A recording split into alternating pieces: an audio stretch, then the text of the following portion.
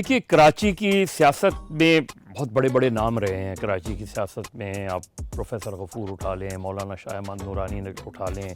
उस ज़माने में एक ज़माना था जब जमात इस्लामी और जमीयत उलमा पाकिस्तान का बड़ा ज़ोर होता था कराची हैदराबाद की पॉलिटिक्स में। फिर एक पीरियड ऐसा भी आया जब मुत्तहदा कौमी मूवमेंट बिल्कुल ऐसे नौजवान जो है वो मुंतखब होकर आए जिन्होंने शायद KMC की बिल्डिंग भी नहीं देखी थी, जो मोटरसाइकिल्स में आते थे, मिनी बसेस में आते थे और असम्बलियाँ पहुँचते थे। उसके बाद हमने एक पॉलिटिक्स में एक टेरर भी देखा और बहुत हद तक लोग काफ़ी कराची का नाम जो है इस हवाले से मशहूर होने लगा कि कराची में अब सियासत जो होती है वो गन की बुनियाद पर होती है। और फिर हमने देखा कि 2008 के बाद हमने एक नई तब्दीली देखी कराची की पॉलिटिक्स में। 2008 और 2013 में यकीनी तौर पे उस वक्त तक MQM का ज़ोर मौजूद था। 2013 का इलेक्शन तो जो था वो बड़ा टर्निंग पॉइंट था। 2013 में MQM ने यकीनी तौर पे अपनी नशिस्तें जीती, लेकिन पहली मरतबा तहरीक इंसाफ का फैक्टर हमें नज़र आया जो अर्बन सिंध की पॉलिटिक्स के अंदर, और वो नौजवान थे ख़ास तौर पे एक ऐसी फैमिलीज़ का एक कल्चर नज़र आया जिन्होंने पहले कभी वोट नहीं दिया था। इसी वजह से MQM को भी परेशानी हुई कि ये एक नया फैक्टर क्या है, और तकरीबन 8 लाख के करीब वोट लिए थे और ऐसे इलाकों से वोट लिए थे जो एक ज़माने में MQM का गढ़ समझा जाता था। तो तहरीक इंसाफ ने एक तरीके से MQM के लिए एक अलार्म बेल बजा दी थी कि वो इधर आए हैं और अब पॉलिटिक्स कर रहे हैं।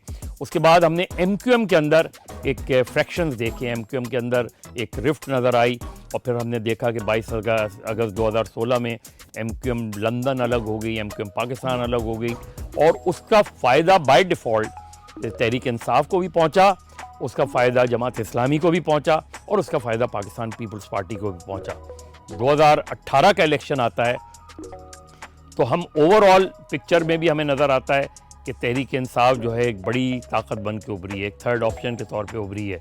पंजाब में भी हमें वो नज़र आया, खैबर पख्तूनख्वा में भी नज़र आया, और कराची में भी लोगों ने इस चीज़ को नोटिस दिया।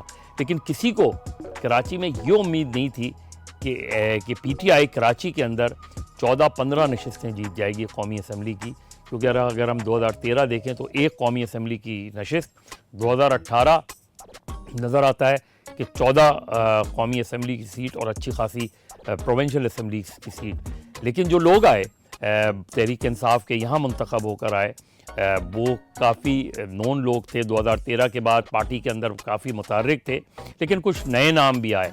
तो हमें जिस तरह हमने मिडिल क्लास पॉलिटिक्स देखी, MQM की नौजवानों की एक बड़ी खेप आई थी MQM के साथ, इसी तरह हमने PTI में भी देखी कि नौजवानों की एक नई खेप उभर कर आई। जो जिस गैप को उन्होंने फ़िल किया वो काफ़ी हद तक जमात इस्लामी से ताल्लुक़ रहा है। जिस तरह MQM में बहुत से जमात इस्लामी के लोग चले गए थे, इसी तरीके से PTI में भी इस तरीके से आए। और तीसरी जो कराची में हमेशा से एक सियासी क़ुव्वत रही है, क्योंकि लोग उसको बहुत अंडरमाइन करते हैं, वो पाकिस्तान पीपल्स पार्टी है। पीपल्स पार्टी का हमेशा से कराची में एक वोट बैंक रहा है। 1970 में कराची से 8 सूबाई असम्बली की नशिस्तें पीपल्स पार्टी ने जीती थी, क्योंकि कौमी असम्बली की 2 ही नशिस्तें जीती थी, लेकिन 8 सूबाई लोकल बॉडीज़ में हमेशा पीपल्स पार्टी एक चैलेंजर के तौर पे रही है। 1979 के लोकल बॉडीज़ में ऑलमोस्ट उनका मेयर मुंतखब हो गया था, लेकिन फिर डिप्टी मेयर मुंतखब हुआ। 83 में भी डिप्टी मेयर मुंतखब हुआ। जमात इस्लामी के दोनों टेन्योर में मेयर मुंतखब हुए, अब्दुलसत्तार अफ़गानी 79 में भी और 83 में भी। फिर 87 ऑनवर्ड्स MQM का दौर हमें नज़र आता है, जो बहुत तवील दौर रहा है MQM का उसके अंदर। तो इस वक्त जो तहरीक इंसाफ है वो जो 2018 में उभर कर सामने आई और एक बड़ी फोर्स के तौर पे सामने आई।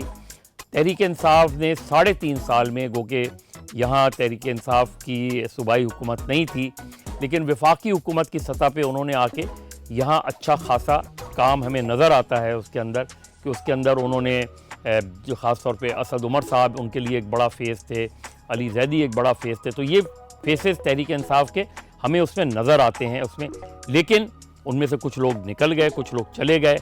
आज की जो तहरीक इंसाफ है इस वक्त कराची के अंदर, वो निस्बतन उसके मुकाबले में कमज़ोर नज़र आती है जो हमें 2018 में नज़र आई थी। लेकिन वोटर की हद तक 2018 में लोग नहीं एक्सपेक्ट कर रहे थे। 2024 में इस वक्त जो सूरत हाल है, अगर शायद तहरीक इंसाफ के अंदर ये क्राइसिस नहीं आता या मुल्क में ये क्राइसिस नहीं खड़ा होता तो शायद 2018 में तहरीक इंसाफ एक मुख्तलिफ जमात के तौर पे नज़र आती। अब वोटर का टेस्ट है और वो ये नहीं देख रहे, जिन वोटर से बात की तहरीक इंसाफ के, वो ये नहीं देख रहे कि कैंडिडेट कौन है, वो ये देख रहे हैं कि तहरीक इंसाफ का उम्मीदवार कौन है। तो ये फैक्टर अगर ट्रांसलेट होता है वोट के अंदर तो खासा इम्कान है कि तहरीक इंसाफ शायद यहाँ से उतनी ना सही 2018 नशस्तें लेकिन शायद अच्छी खासी नशस्तें जीत लेगी। डिपेंड करता है कि कितना % कराची में तहरीक इंसाफ का वोटर निकल के पोलिंग स्टेशन तक जाता है और वोट डालता है।